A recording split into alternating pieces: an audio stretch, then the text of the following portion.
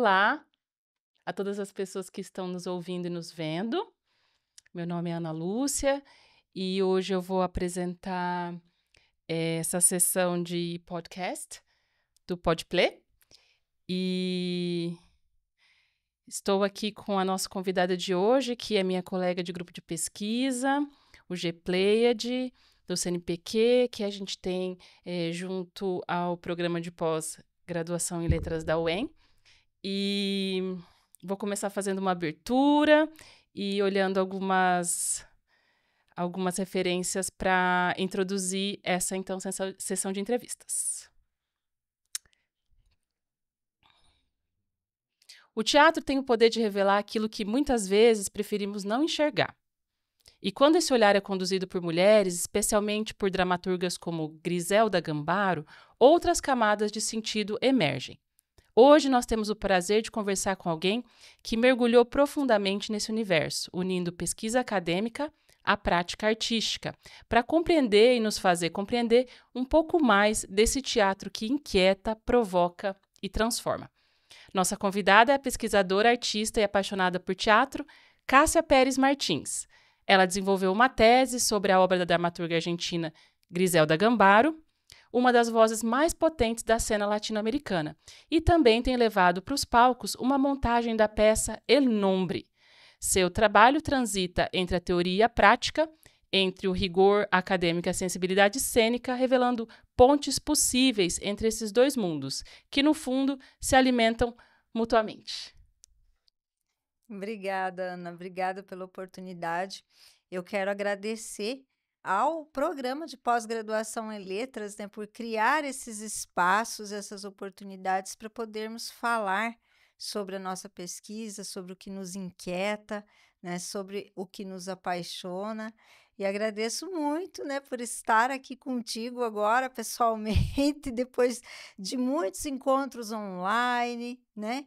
É muito bacana esse espaço aqui. Obrigada mesmo.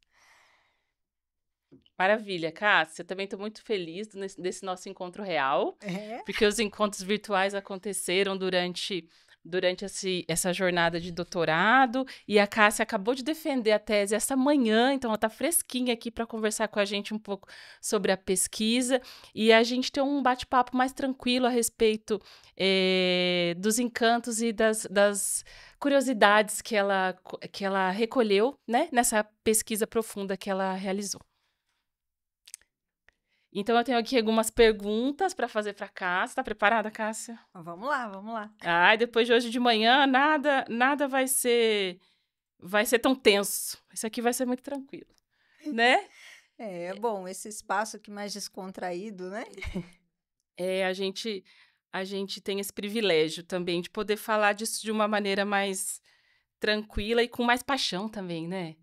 Com certeza. Que é uma coisa que mobiliza essa pesquisa, não é não?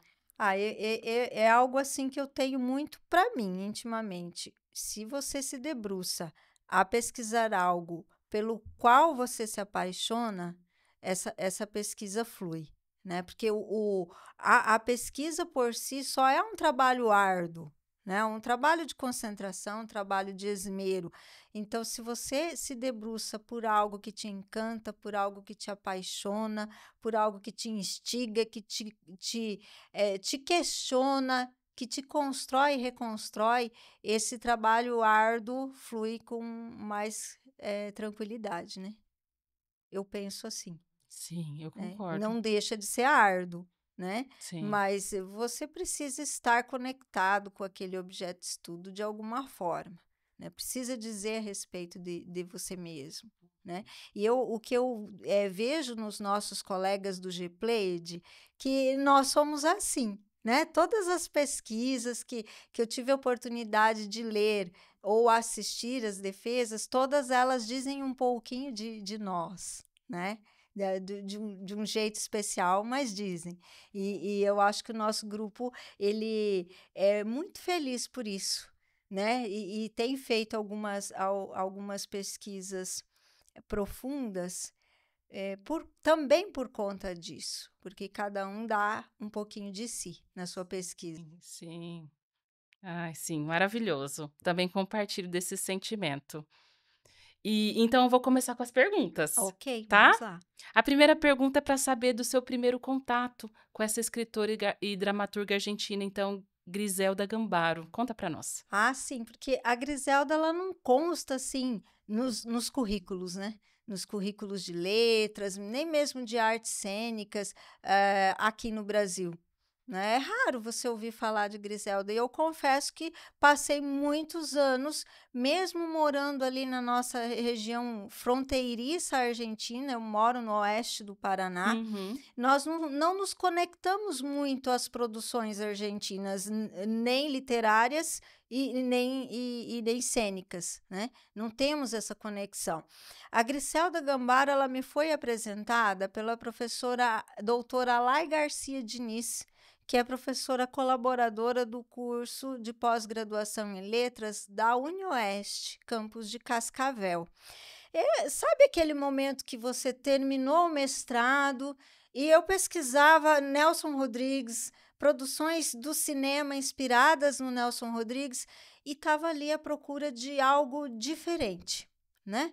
E fui fazer essa disciplina com a professora Lai, querida, maravilhosa. Ela sentiu isso em mim numa conversa, né, de corredor, aquele cafezinho que a gente toma depois da aula, é maravilhoso.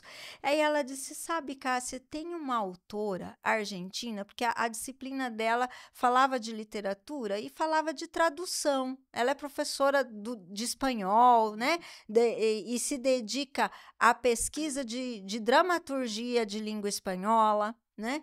E ela me disse assim, sabe que tem uma autora da Argentina que eu acredito que você vai gostar. Sabe aquela sugestão do cafezinho? E o nome dela é Griselda Gambaro. O que você acha? A gente tinha também, né, como missão da disciplina, pesquisar um pouquinho sobre um autor, trazer uma ilustração. E eu encontrei, assim, na internet, um trechinho de uma montagem da peça El Campo, da Griselda Gambaro. E ali a gente falou um pouquinho sobre, inclusive, na disciplina dela. E nesse dia ela plantou essa sementinha. Eu falei assim, interessante, não conheço essa autora, não conheço essa dramaturga. E procurei comprar textos. Não tem pouquíssimos na internet, então eu fui garimpar sebo mesmo, porque as publicações de Ediciones de la Flor são esgotadas, que é a editora dela, e comprei alguns exemplares do Teatro Completo da Griselda. Tem a impressão que eu tenho 1, o 2, o 3 e o 7, que eu consegui garimpar em sebos. E dois livros infantis, porque ela escreve contos, escreve romances e escreve literatura infantil também. Como minha paixão é o teatro, logicamente comprei mais peças e fui lendo, traduzindo. É um espanhol argentino. Uhum. Tem um estranhamento inicial da leitura desse espanhol argentino. É a cena inscrita no que o argentino chama de grotesco crioulo, ou sainete crioulo, que eu, como alguém que faz teatro, estuda literatura e teatro, não tinha tido contato ainda, né? E o que vem a ser esse grotesco crioulo ou sainete crioulo? É uma releitura do sainete espanhol, que é uma peça curta, cômica, usada às vezes de entremeio a outro espetáculo. E aí o argentino pega aquele sainete espanhol e começa a fazer troça da vida social argentina, da sociedade argentina, das mazelas, com uma pegada circense. Sabe, uma pegada clownesca, o palhaço em cena. E aí, em primeiro momento, isso me causou um estranhamento na leitura dos textos. Eu pensei, nossa, mas 2 personagens duplicados, né? Era uma peça ali que tinha 2 princesas, 2 margaridas, até que eu fui entender que aquilo era um farsesco, um clownesco, uma coisa circense. Aí, enfim, fui me apaixonando por essa leitura, né? E El Nombre apareceu para mim num momento em que o teatro precisava se ressignificar, em plena pandemia. Aí depois eu trago El Nombre para a cena, né? num momento em que a gente não podia ter contato. Então, eu lembro que nosso professor de teatro disse: eu gostaria que vocês pesquisassem um texto ali que vocês gostassem. Não precisa ser dramatúrgico, pode ser um poema que possa ser trazido à cena, mas sozinho, porque a gente não está podendo se encontrar.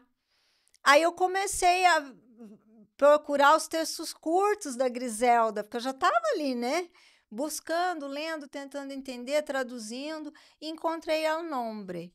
E El Nombre, em primeira leitura, me emocionou, né? Foi aquela paixão à primeira leitura. Disse, é por aí que eu vou, né? É por aí que eu vou. Então, é nesse clima ali que a Griselda aparece para mim, por sugestão da professora Alai Garcia Diniz. Né? Ela disse, olha, a Griselda eu acho que você vai gostar, né? E eu fui e gostei. Maravilhoso, como diria Milton Cunha. Aqui na segunda pergunta é para saber como é que foi a recepção das peças dessa dramaturga lá no contexto dela. No Queria que você falasse contexto um pouco sobre dela. isso.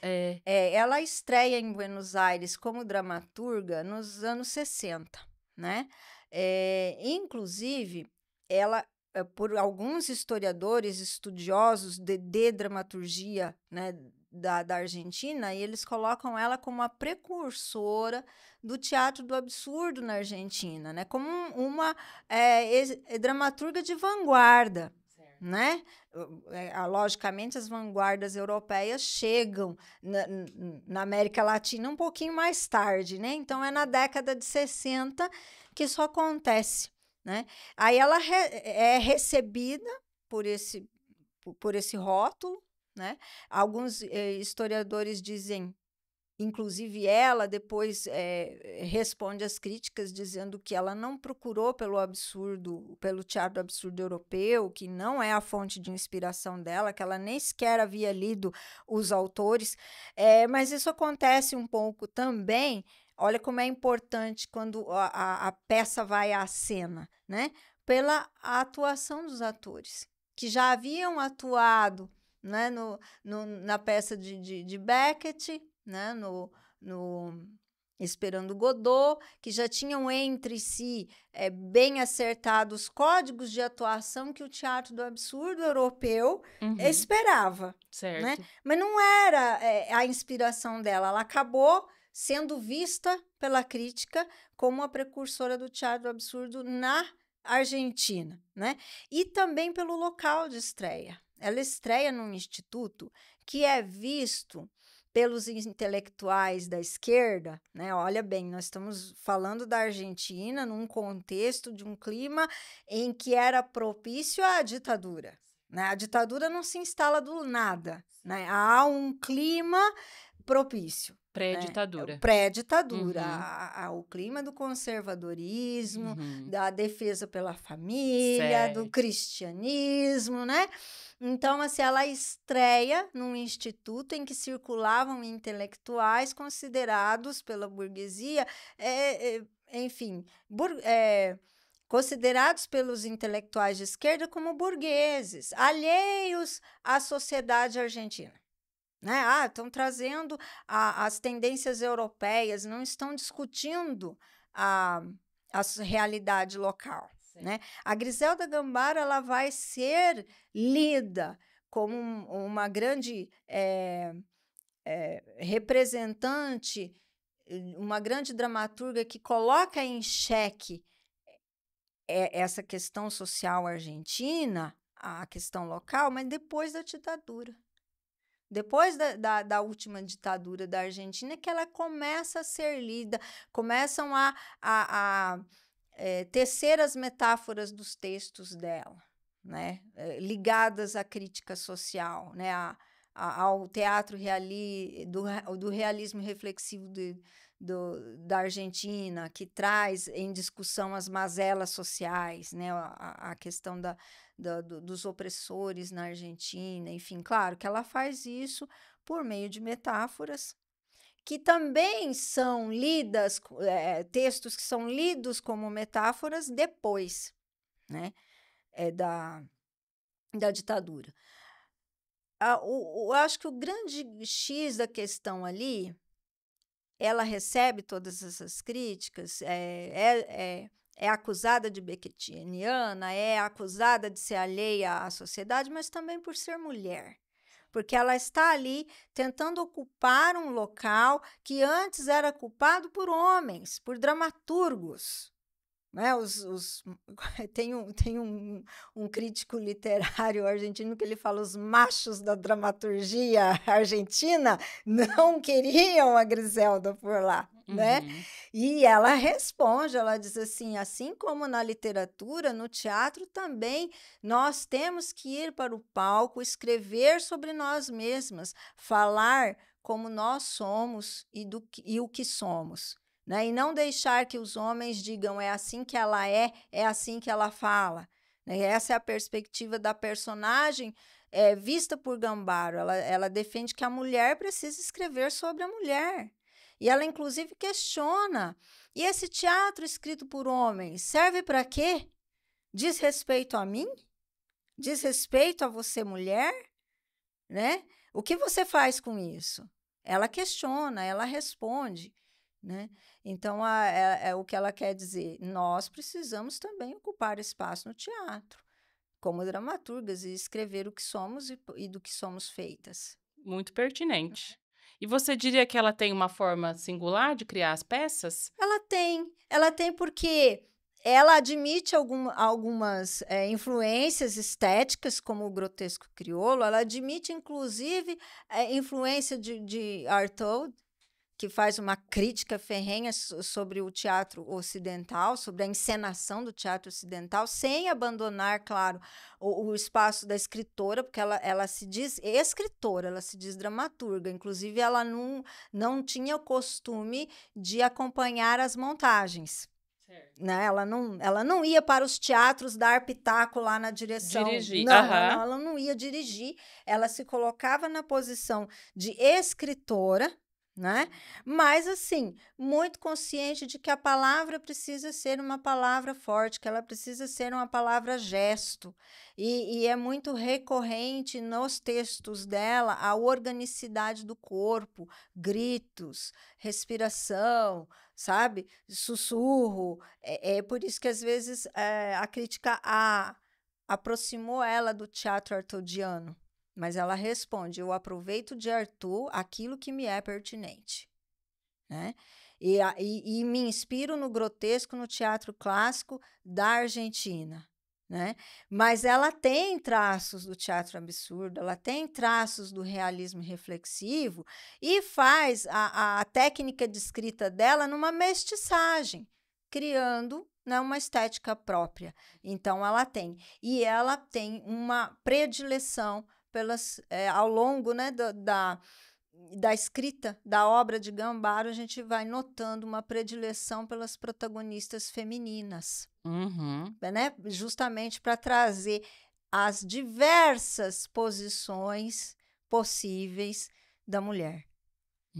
E aí, você falando sobre isso, né, que ela traz diversas influências, mas que ela ainda reclama a sua própria originalidade, né, naquilo que ela tem de singular, e está destacando também a questão, tanto no fato dela como dramaturga ser uma mulher, né, e reivindicar não só o espaço nesse meio, mas também um novo olhar para as mulheres, quanto a questão das personagens. É interessante que parece que tem um esforço de encaixar ela em alguma linha da tradição masculina, né, dramatúrgica, né, que eu acho que é um desespero da época. Parece um desespero da época, mas também hoje também é um desespero, né? Como se para validar aquilo precisasse se filiar diretamente. Alguma escola, algum movimento, alguma estética. Que curiosamente era protagonizada por homens, né? Não coincidentemente era protagonizada por homens. E aí eu queria saber mais sobre essa questão das personagens femininas. Você acredita que existe uma diferença na construção dessas personagens femininas quando escritas por mulheres de uma maneira geral? E se existe essa particularidade aí no caso da dramaturga em questão? Eu penso que, de modo geral, a Griselda e mergulhar nessa pesquisa desse mundo, né, da Griselda Gambaro, do discurso gambariano, dessas especificidades, né, do mundo gambariano, me fez enxergar uma angústia interna que eu não sabia explicar, né? Como eu disse, eu venho de uma pesquisa de mestrado que olhava para os textos do Nelson Rodrigues. Mas, enquanto atriz também, os meus diretores gostavam muito dos textos de Nelson Rodrigues, bem como dos textos inspirados numa pegada rodriguiana e do Plínio Marcos, por exemplo. E eu ia, né? A gente faz preparação emocional, a gente faz oficina, né? Faz caracterização e você faz o personagem. Mas isso me angustiava. E aí a Griselda me mostrou por que isso me angustiava. Eu não me identificava. Né? Eu não me identificava com a obsessão da Geni, por exemplo, em Toda Nudez Será Castigada, do Nelson Rodrigues. Né? Não me identificava com aquela prostituta submissa que o Plínio Marcos descreve. E aí a prostituta da Griselda Gambaro, que é em Del Sol Nascente, ela inclusive faz um pastiche oriental, né? A prostituta é uma geisha, mas é um pastiche, de propósito, isso é próprio do grotesco crioulo, né? Fazer palhaçada com a verdade alheia, né? Mais ou menos isso, ela faz um pastiche oriental em Del Sol Nascente, para trazer a prostituta na figura clownesca da geisha, mas ela não é submissa. Ela reage, ela revida, ela se liberta, ela manda o cavaleiro embora e por aí vai, né? Então, é diferente. Como não ser? Sim. Né?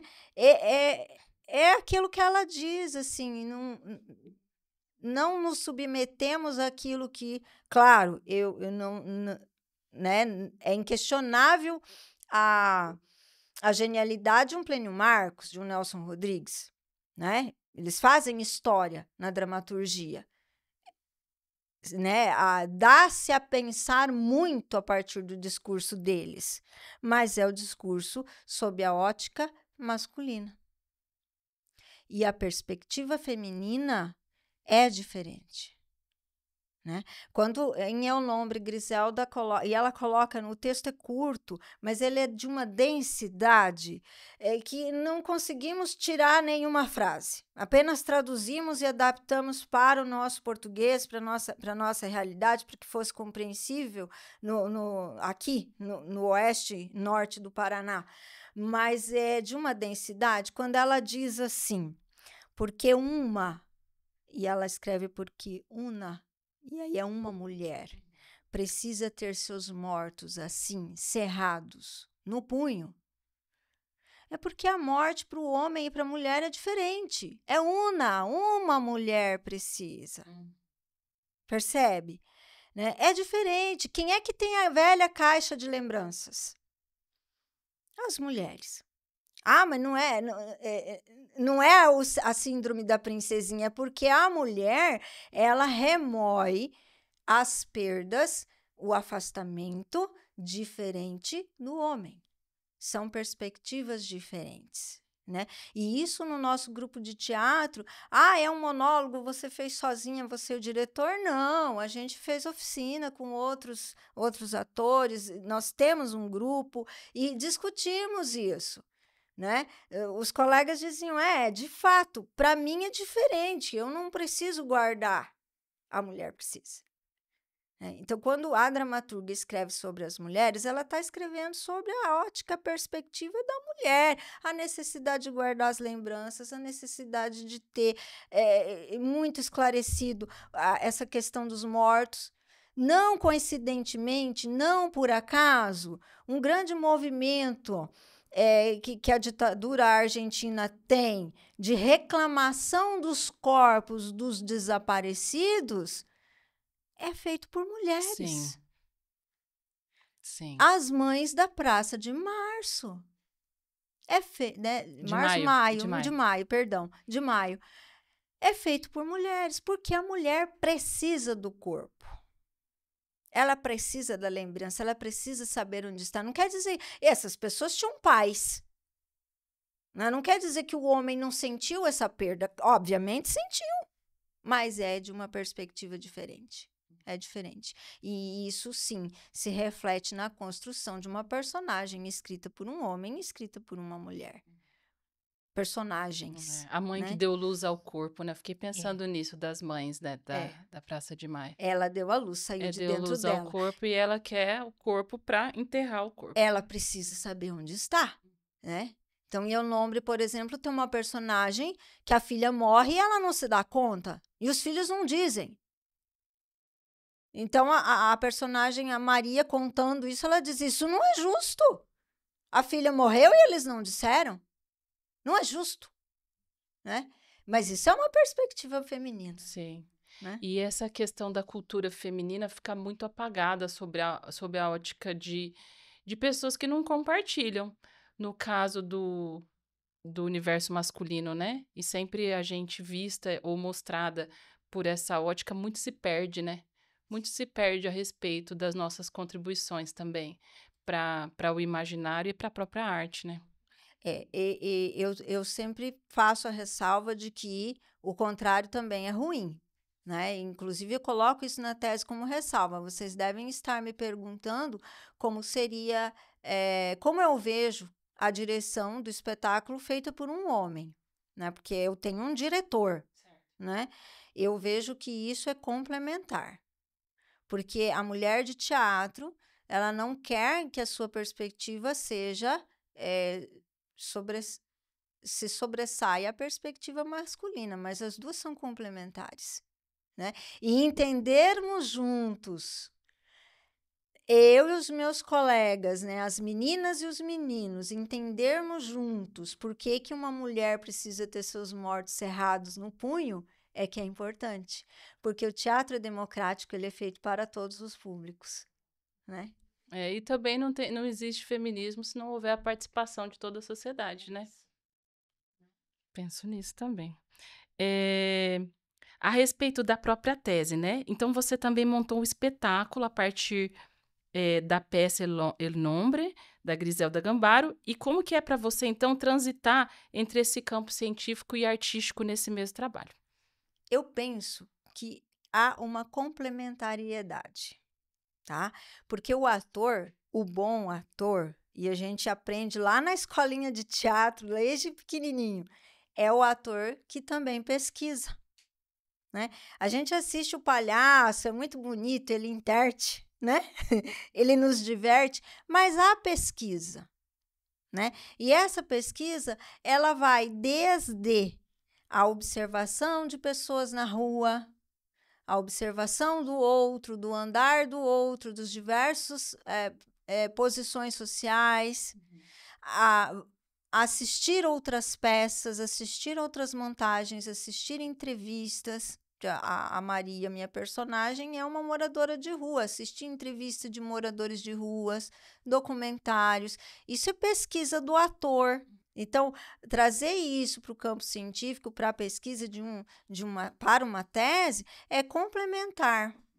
Né? O que fizemos? Vamos agora pensar, né, esse foi o convite, pensar nesse processo todo de pesquisar sobre a autora, de pesquisar para constituir esse personagem, junto com um grande pensador que é o Michel Foucault.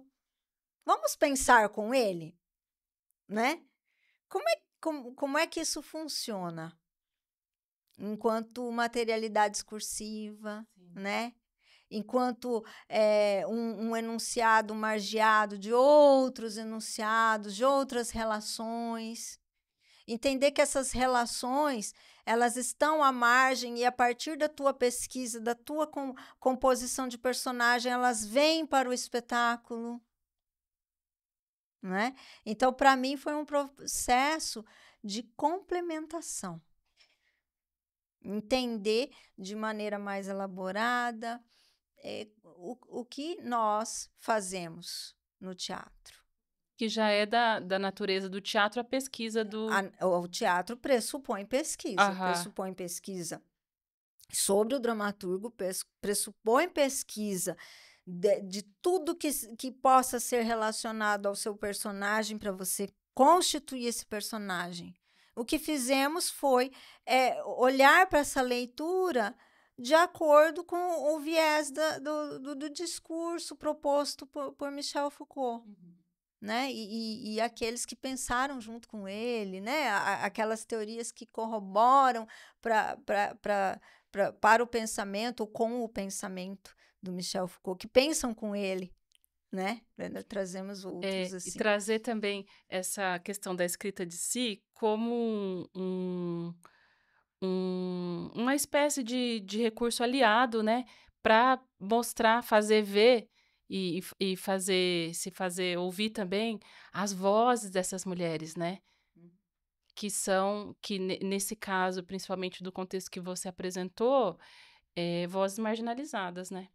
Mas ao longo da obra da Griselda, a gente observa essa predileção pela protagonista feminina, mas muito no sentido de dar visibilidade às massas. Né? Não é a protagonista, vamos dizer assim, rica, de Sim, família, sim. né? São várias visibilidades ali que ela traz para a obra dela. E é o nome, ela traz, né? Faz ver e falar a empregada doméstica, a mulher que enlouquece, a mulher que é desprovida da sua identidade. Uma voz que dá voz a outras vozes, Isso. né? Uhum. E aí fica interessante essa questão do título da sua tese, né? A escrita de si na construção da desdobra do texto e do corpo em El Nombre de Griselda Gambaro. Eu fiquei pensando dessa desdobra como justamente, entre outras coisas, né?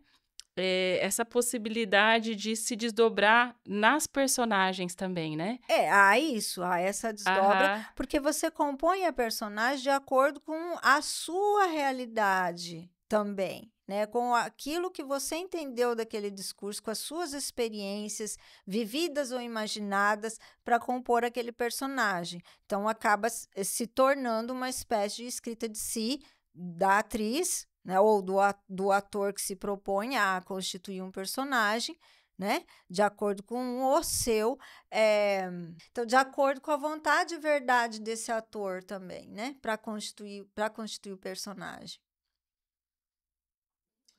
Maravilhosa. Eu amei essa conversa. Dá para perceber depois dessa conversa que o teatro vai muito além de entreter, né? Ele provoca, ele faz a gente refletir, ele traz à tona também coisas que não seriam vistas se não fossem mostradas dessa maneira, né? Exatamente. Ele tem a capacidade de trazer para o palco as invisibilidades da sociedade, né? Porque a empregada doméstica, a babá, o porteiro, né? Vamos falar de uma maneira mais geral. Nós temos em nossa sociedade invisibilidades, né? O mordomo, o garçom. Eu tenho uma colega atriz que ela foi indicada no festival como melhor atriz por fazer um mordomo. Ela deu visibilidade àquele personagem que seria invisível. Que pode ser tão profundo como qualquer outro. Como qualquer outro. Aham. Percebe? Então, o teatro tem essa capacidade de trazer à tona, né? De fazer pensar, de fazer ver, de fazer falar, né? De se desdobrar. E o público se desdobra também ao assistir, né? Cássia, eu agradeço muito por essa troca tão generosa, tão inspiradora e te parabenizo pela conclusão do seu trabalho, dessa etapa importantíssima, né? Final, entre aspas, do seu trabalho. E te desejo toda a sorte do mundo com o seu espetáculo que vai acontecer, que vem acontecendo e que vai acontecer ainda, vai continuar acontecendo nesse momento dessa gravação, né? A partir do momento dessa gravação. E agradeço. Agradeço novamente a quem também está nos assistindo, nos vendo.